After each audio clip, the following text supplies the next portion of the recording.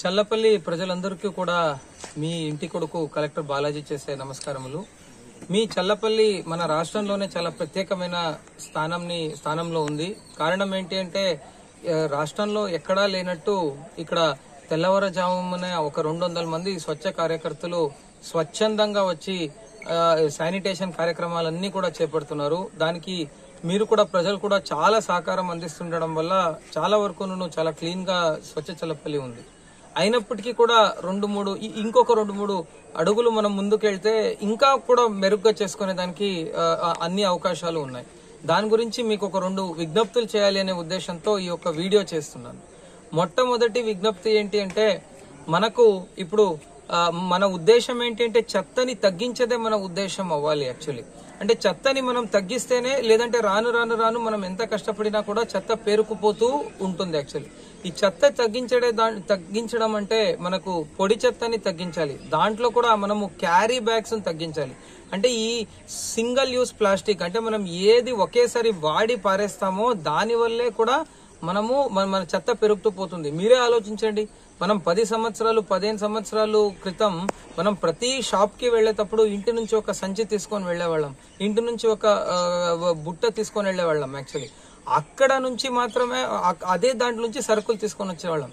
కానీ ఇప్పుడు రాను యూజ్ అండ్ త్రో ఐటమ్స్ అలవాటు అయ్యే కొద్దీ చెత్త కూడా పెరుగుతూ పోతా ఉంది. మనం ఈ చెత్త తగ్గించే దిశలో ఈ స్వచ్ఛ చల్లపల్లిలో రానున్న ఒక నెలలో క్యారీ బ్యాగ్స్ లేని చల్లపల్లిగా తయారు చేసే దానికి నినాదానికి ఈ రోజు మనము నాంది పలుకుతూ ఉన్నాము. సో దయచేసి దానికి నా రిక్వెస్ట్ ఏమంటే ప్రతి ఒక్కరూ కూడా మీరు షాపుకు వెళ్లేటప్పుడు మీ ఇంటి నుంచి దయచేసి క్యారీ బ్యాగ్స్ ఎక్స్పెక్ట్ చేయొద్దు. ఇంటి నుంచి మీరే కూడా ఒక క్లాత్ బ్యాగ్ ఒకటి తీసుకొని వెళ్ళండి. సో మేము స్లోలీ అన్ని షాప్స్ లో కూడాను ప్లాస్టిక్ బ్యాగ్స్ తీసేసి క్లాత్ బ్యాగ్స్ నే పెట్టడానికి అన్ని చర్యలు కూడా తీసుకుంటున్నాము. దాంట్లో మీ సహకారం ఉంటే ఇంకా చాలా బాగుంటుంది. యాక్చువల్లీ మళ్ళీ షాప్ ఓనర్స్ కూడా నేను రిక్వెస్ట్ చేసుకుంటున్నాను, మీరు ప్లాస్టిక్ క్యారీ బ్యాగ్స్ ని ఇవ్వకుండా క్లాత్ బ్యాగ్స్, పేపర్ బ్యాగ్స్ నే ఇవ్వండి వాళ్ళకి. సో దానివల్ల మనకు ఇంకా చెత్త చాలా వరకు తగ్గిపోతుంది, ఇంకా మెరుగ్గా చేయొచ్చు.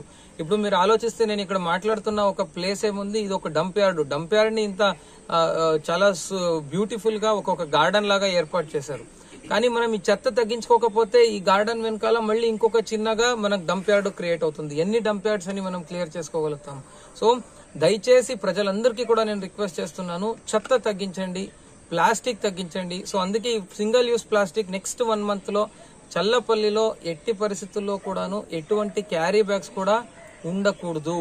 అది మీ సహకారం నుంచే అవుతుంది. ప్రజలందరూ కోఆపరేట్ చేస్తే మన స్వచ్ఛ చల్లపల్లి ఇంకొక అడుగు ముందుకు వెళ్లి మన రాష్ట్రానికే ఒక ఆదర్శంగా నిలుస్తుంది.